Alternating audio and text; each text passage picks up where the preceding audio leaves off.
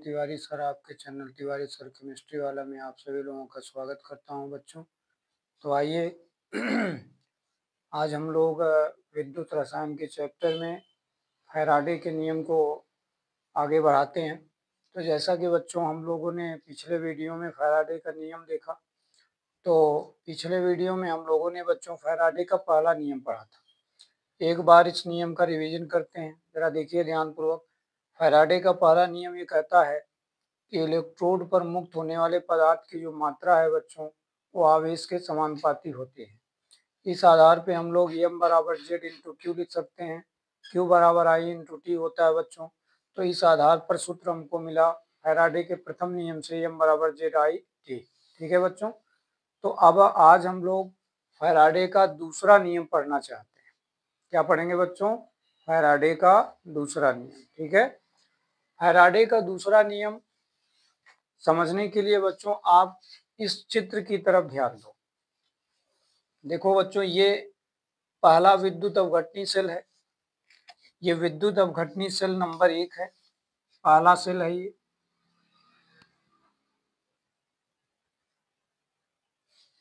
इस सेल में बच्चों जिंक सल्फेट नामक विलयन लिया गया है और इसमें 2 इलेक्ट्रोड डाले गए हैं। जैसा कि आप जानते ही हो कि विद्युत अवघटनी सेल में 2 इलेक्ट्रोड विलयन में डूबे रहते हैं। दूसरे साइड में चलें तो एक दूसरा विद्युत अवघटनी सेल हमने लिया है बच्चों, और इस तरह से इस अवघटनी सेल के अंदर जो विलयन है वह कॉपर सल्फेट का लिया गया है और इसमें भी 2 इलेक्ट्रोड डूबे हुए हैं। अब आपके सामने कुल कितने विद्युत अवघटनी सेल है बच्चों? 2 विद्युत अवघटनी सेल हैं जो एक दूसरे के अगल बगल रखे गए हैं। करना क्या है आपको? फैराडे का दूसरा नियम ये कहता है कि अगर हम 2 या 2 से अधिक विद्युत अवघटनी सेल को एक दूसरे से बैटरी द्वारा श्रेणी क्रम में जोड़ दें। समझ रहे हैं? दोनों सेलों को श्रेणी क्रम में जोड़ा गया है बच्चों। किस क्रम में जोड़ा गया है? श्रेणी क्रम में। आप लोगों ने श्रेणी क्रम तो पढ़ा ही होगा, फिजिक्स के अंदर ये शब्द कई बार आता है। तो यहाँ श्रेणी क्रम संयोजन किया गया है बच्चों।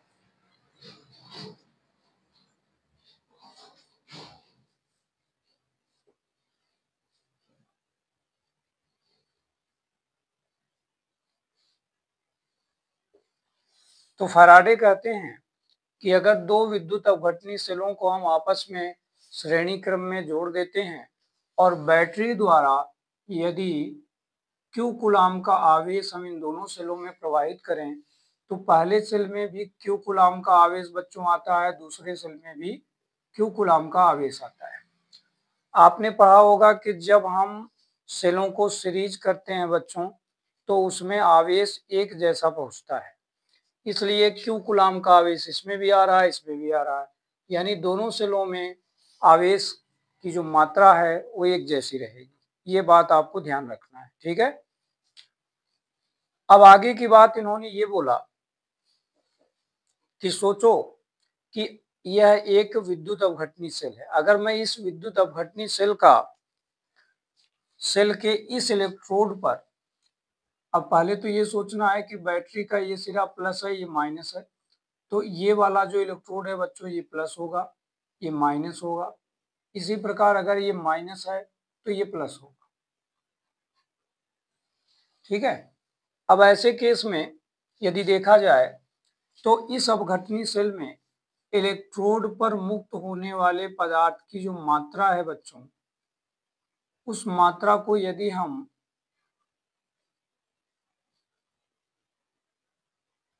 mZn से प्रेजेंट करें और इस इलेक्ट्रोड पर मुक्त होने वाले पदार्थ की मात्रा को mCu से प्रेजेंट करें तो इसका मतलब सीधा हो जाएगा कि इस इलेक्ट्रोड पर मुक्त होने वाले जिंक की मात्रा है और इस इलेक्ट्रोड पर मुक्त होने वाले कॉपर की मात्रा है। ठीक है। तो फैराडे के प्रथम नियम से अगर हम केवल इस सेल पर विचार करें तो हमारे पास क्या फार्मूला निकल के आता है? जैसा कि आप देख रहे हैं फैराडे का प्रथम नियम ये है। इस नियम के अनुसार किसी इलेक्ट्रोड पर मुक्त होने वाले पदार्थ की जो मात्रा है बच्चों, वह Z इंटू क्यू के बराबर होता है।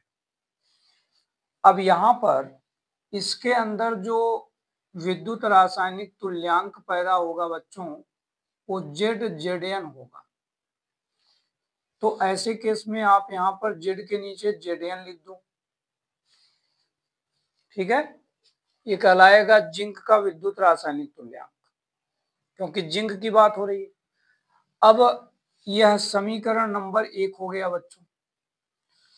इसी प्रकार अगर मैं दूसरे सेल पर फैराडे का पहला नियम लगाऊं तो मुझे ये रिलेशन मिलेगा, MCU बराबर ZCU इंटू Q, समीकरण नंबर 2।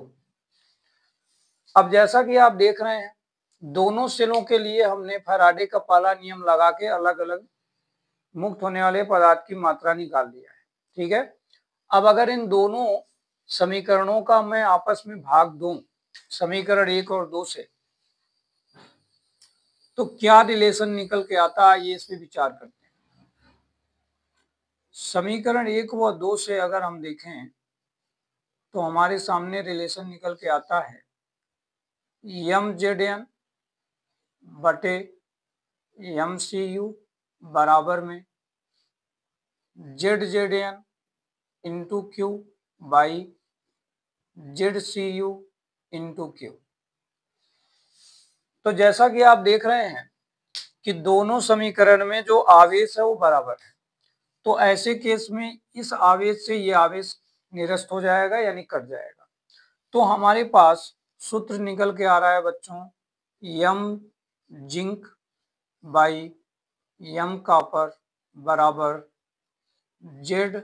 ZN by ZCU। कुछ ये रिलेशन निकल के आ रहा है। यह रिलेशन आपको क्या जानकारी देता है बच्चों? यह रिलेशन आपको ये जानकारी दे रहा है कि अगर जिंक का विद्युत रासायनिक तुल्यांक बढ़ता है बच्चों, तो जिंक इलेक्ट्रोड पर मुक्त हुए जिंक की जो मात्रा है बच्चों, वो भी बढ़ेगी। दूसरे साइड में देखें तो कॉपर इलेक्ट्रोड यानी जो विलयन कॉपर का हमने लिया, उस कॉपर का विद्युत रासायनिक तुल्यांक अगर बढ़ता है बच्चों, तो ऐसे केस में उस इलेक्ट्रोड पर मुक्त होने वाले पदार्थ की मात्रा भी बढ़ेगी, ठीक है। अगर ये बढ़ रहा है तो ये बढ़ेगा, और अगर ये बढ़ रहा है तो ये बढ़ेगा। यही बात फैराडे अपने दूसरे नियम में आपको समझाना चाहते हैं कि किसी भी इलेक्ट्रोड पर मुक्त होने वाले पदार्थ की जो मात्रा होती है बच्चों, वह उस विलयन में पाए जाने वाले धात्विक पदार्थ के रासायनिक तुल्यांक के समानुपाती हो जाता है, ठीक है बच्चों। तो इस केस को हम कुछ इस तरह भी देख सकते हैं कि यहां पर इसका जो निष्कर्ष रूप प्राप्त हुआ बच्चों, यही है M प्रोपोर्शनल Z। ये निष्कर्ष रूप हमारे सामने निकल के आया है। फैराडे के दूसरे नियम के अनुसार अगर दो या दो से अधिक विद्युत अपघटनीय सेलों को श्रेणी क्रम में जोड़ते हैं तो उनमें समान प्रबलता का आवेश प्रवाहित हो रहा है। समान प्रबलता का आवेश प्रवाहित होने पर बच्चों हमें क्या रिलेशन मिला? इलेक्ट्रोड पर मुक्त होने वाले पदार्थ की जो मात्रा है वो विद्युत रासायनिक तुल्यांक के समानुपाती हो जाती है, ठीक है बच्चों। तो इसी को कहते हैं फैराडे का दूसरा नियम। तो इस प्रकार से हम लोगों ने विद्युत रसायन के इस चैप्टर में बहुत ही महत्वपूर्ण प्रश्न यानी फैराडे के नियम के बारे में आज कंप्लीट जानकारी प्राप्त कर लिया। इसके पहले हम लोगों ने फैराडे का पहला नियम देखा था बच्चों, आज हम लोगों ने फैराडे का दूसरा नियम देखा, ठीक है। और साइड में देखो इसका फैराडे के दूसरे नियम का चित्र भी बना हुआ है, जिसको आप इस प्रकार से बना सकते हैं। ठीक है,